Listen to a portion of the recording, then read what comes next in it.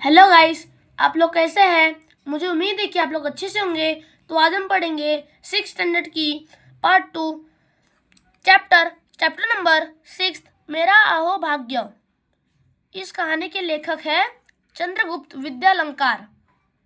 इनका जन्म हुआ है 1906 में और इनकी रचनाएं हैं संदेह, मेरा बचपन, न्याय की रात, मेरा मास्टर साहेब, चंद्रकला, पगली, 3 दिन, भय की राज्य, देव और मानव आदि।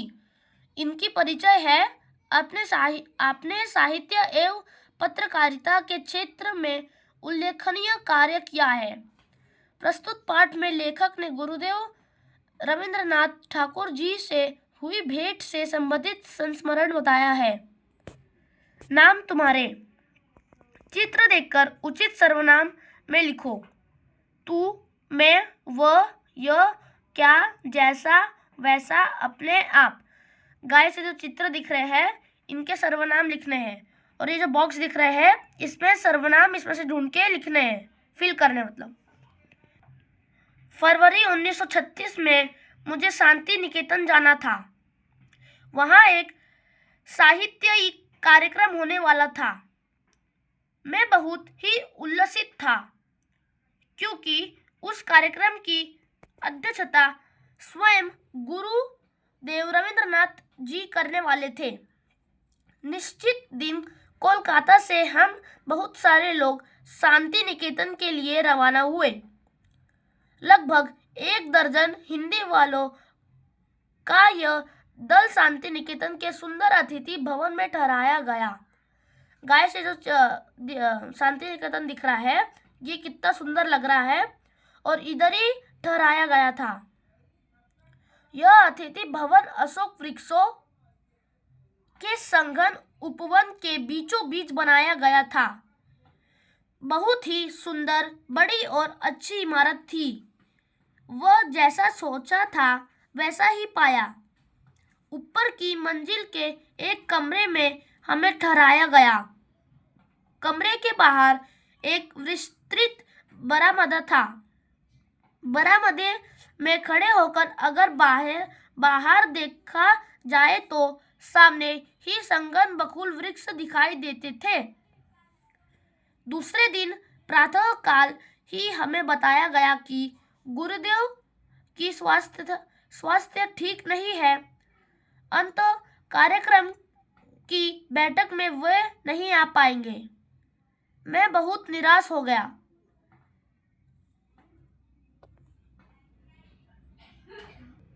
तथापि हमें जब यह मालूम पड़ा कि उन्हें डॉक्टर ने हम लोगों को केवल 15 मिनटों का समय दिया है जिसमें गुरुदेव के दर्शन तथा उनके साथ संक्षिप्त वार्तालाप भी हो सकता है, तब हमारी खुशी का ठिकाना न रहा। हम बेसब्री से उस क्षण का इंतजार करने लगे। मध्याह्न के बाद गुरुदेव की भेंट हुई। करीब 4 बजे होंगे। गुरुदेव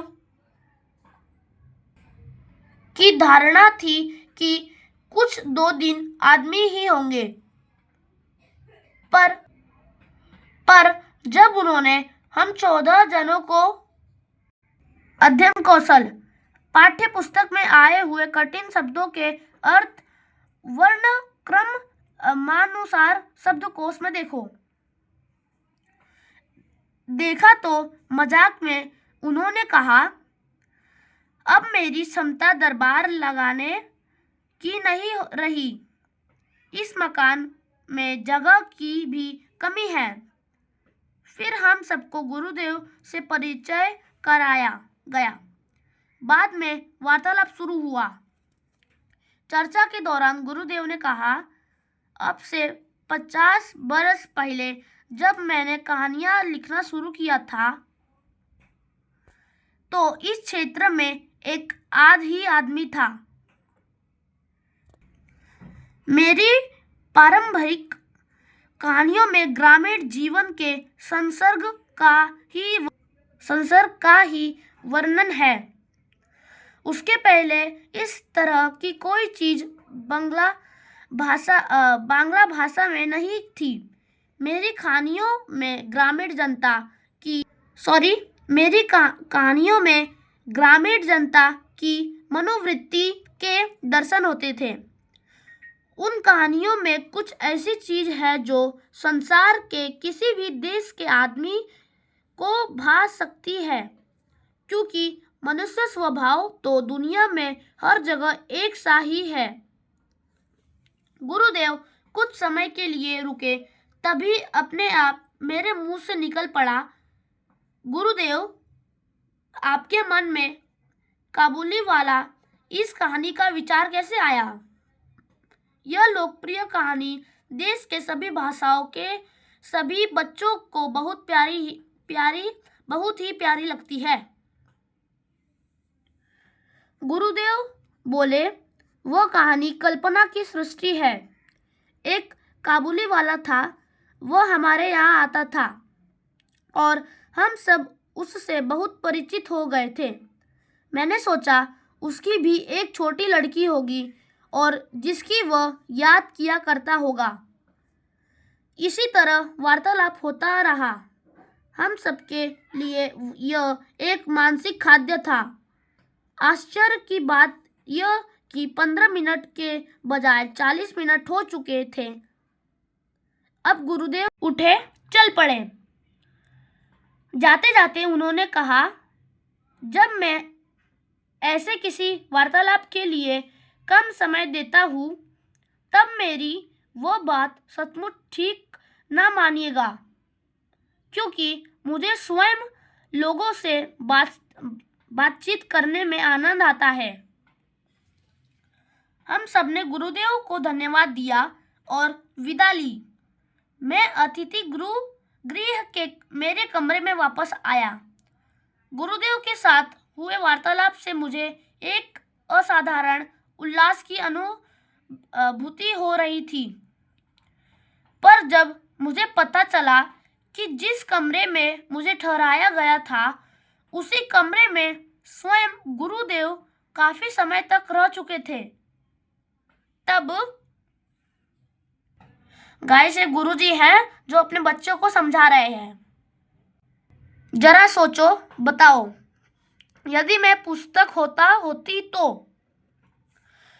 तो मेरी खुशियां का ठिकाना न रहा। ओहो, मुझे तो यह भी बताया गया कि गुरुदेव ने गीतांजलि का अधिकांश भाग इसी कमरे के बरामदे में बैठकर लिखा था। मैं सचमुच भाव विभोर हो उठा। क्या यह सच है? मेरा अहोभाग्य था कि मैं उसी कमरे में ठहरा था जिसमें नोबेल पुरस्कार प्राप्त गीतांजलि रची गई थी।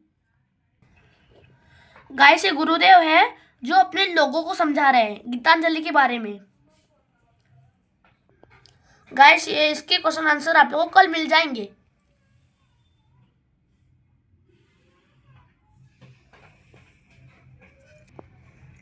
आज की वीडियो आप लोगों को अच्छी लगी होगी तो आप लोग मेरे वीडियो को ज़्यादा से ज़्यादा लाइक एंड सब्सक्राइब और शेयर जरूर कीजिए।